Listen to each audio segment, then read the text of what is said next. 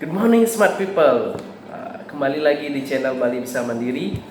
Oke, dalam video pertama bulan Agustus ini saya akan membahas terkait bagaimana cara kita untuk biasanya mengelola manajemen task list atau manajemen project kalian di kantor maupun di bidang pekerjaan kalian agar sistematis dan tersave-nya atau tersimpannya dalam cloud. Jadi merupakan ada metode di mana kita melakukan pekerjaan kita yang dapat kita simpan maupun kita update di internet. Jadi tidak perlu menggunakan Excel dan lain-lain untuk melakukan report atau merekam daily log kalian. Jadi tonton terus videonya, saya akan jelaskan di scene berikutnya. Oke. Nah, manajemen project atau manajemen task list yang saya bicarakan ini adalah ada dua. Yang pertama itu Trello, yang kedua itu Basecamp. Jadi di sini saya akan membahas tentunya manajemen task list atau project ini sangat membantu pekerjaan atau memudahkan pekerjaan kita untuk mengelola task list dan project. Cuman biasanya mereka memberikan masa trial maupun berbayar. Jadi dalam video ini saya akan membahas Trello saat trialnya dia dapat melakukan apa saja, kemudian Basecamp saat trialnya dia akan melakukan apa saja. Nah, kenapa saya membahasnya demikian? Untuk kalian yang memulai mengelola task list atau project kalian, kalian bisa tonton video ini, kemudian kalian bisa putuskan mana yang terbaik dan cocok untuk kalian gunakan. Oke, tonton terus videonya ya. Oke, yang pertama kita bahas adalah Trello. Jadi kita pergi ke browser, kemudian kita mengetik trello.com. Jika kalian sudah memiliki account, akan terlihat tampilannya kurang lebih seperti ini. Karena untuk Trello pembuatan akunnya itu free. Jadi saya akan perkenalkan apa saja yang ada di dalam Trello. Jadi Trello ini merupakan manajemen task list atau manajemen project yang dapat kalian gunakan atau manfaatkan di pekerjaan kalian. Kalau dari sisi saya mengelola Trello ini saya pergunakan untuk merekam jejak daily log saya. Jadi apa yang saya lakukan di hari kerja itu, apa saja kegiatan saya di jam kerja itu saya akan lakukan di sini. Tentunya Trello ini dapat menulis task list kalian, mengupload beberapa data seperti PDF, Excel, Word dan lain-lain, gambar.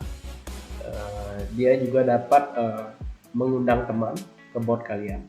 Nah, dalam Trello yang bersifat trial ini, apa sih kelebihannya dari Trello ini kalau misalkan kita pergunakan dalam trial?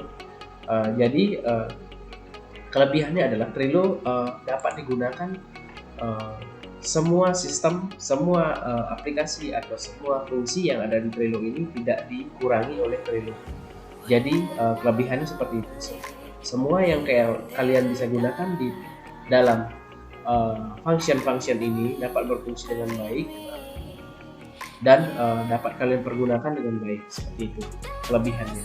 Namun kekurangannya adalah pada saat kalian mengalami trial di Trello ini adalah kelebihannya yang kedua mungkin dalam hal ini waktu itu tidak dipersingkat maupun tidak dibatasi. Jadi selama mungkin kalian bisa menggunakan Trello ini dan dapat menggunakan fungsi-fungsi yang ada. Nah, kekurangannya dalam main board ini. Jadi kalian dibatasi untuk membuat board atau sebuah ruang kerja maksimal itu 10 board. Jadi kalian misalkan ingin membuat lebih dari 10 itu tidak diperbolehkan. Jadi setelah itu kalian jika ingin menambah dari 10 itu kalian harus melakukan kurang lebih seperti itu kelebihan dan kekurangannya Trello pada saat trial. Saya akan bahas kelebihan dan kekurangan Basecamp pada saat trial. Nah, yang kedua Kita akan membahas kurang lebih trial atau kelebihan dan kekurangan pada saat trialnya Basecamp. Jadi kalian cukup membuka web dan mengetik basecamp3.com. Jadi ini tampilan setelah saya telah membuat account. Jadi kurang lebih tampilan seperti ini. Kelebihan dari Basecamp pada saat trial ini adalah, kalau menurut saya dia secara fungsi masih dapat digunakan dengan baik. Semua fungsi yang ada, membuat tim, membuat project, dan mengundang misalkan akun-akun yang lain yang kalian ajak kerjasama, itu dapat digunakan dengan baik. Dan kelebihannya di sini ada chat room, jadi semacam live chat. Tujuannya untuk berkoordinasi secara langsung terhadap project yang kalian bahas. Kemudian dapat mengagendakan dari project kalian, dapat diagendakan di dalam Google Calendar. Jadi secara deadline dapat di set dan mengingatkan kalian dalam Google Calendar juga. Nah, itu merupakan kelebihannya. Namun kekurangannya adalah kalau tadi kita bicara Trello, itu kelebihannya waktunya tidak terbatas. Kalau di Basecamp dia mempunyai waktu, kita diberikan 1 bulan untuk trial. 1 bulan untuk trial penggunaan secara fungsional itu komplit. Kemudian setelah 1 bulan itu kita akan tidak dapat melakukan apa-apa. Jadi jika masa trialnya habis atau expired, kita akan tidak dapat melakukan apa-apa. Saya contohkan seperti ini, akun yang saya tidak dapat dibuka. Jadi muncul notif ya trial has expired. Jadi benar-benar harus di-upgrade akunnya menjadi berbayar. Seperti itu dari kelemahannya. Nah, kemudian dari sisi mungkin pricing dari Trello sama Basecamp ini saya belum tahu jelas, tapi menurut beberapa orang yang telah menggunakannya, Basecamp ini secara pricing lebih mahal ya daripada, karena mungkin secara fungsional dia dapat lebih advance.